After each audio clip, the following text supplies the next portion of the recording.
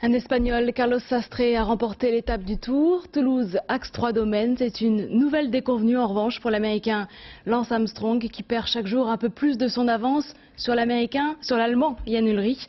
Le récit de l'étape avec Alain Drouet-Guibert.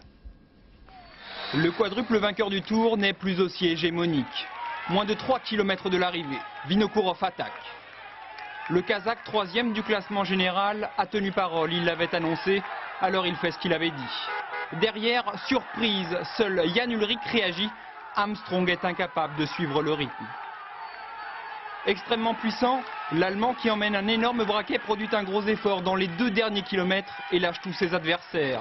Lance Armstrong est à 10 secondes, mais l'Allemand, qui termine deuxième de cette étape, empoche les bonifications et revient à seulement 15 secondes du maillot jaune.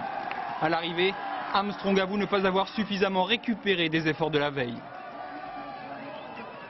Hier, c'est trop dur, c'est un effort très difficile.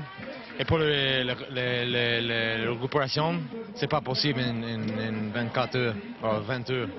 L'Américain a donc souffert aujourd'hui.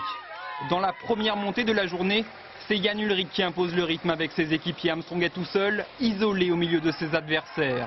Vinokourov est là, les Espagnols aussi. Ce sont eux les premiers attaquants.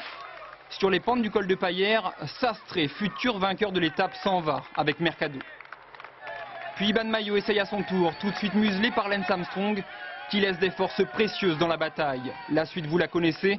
Dans la montée finale, Armstrong sans équipier va subir de nouvelles attaques avant d'être lâché pour la première fois sur le Tour dans une arrivée en altitude.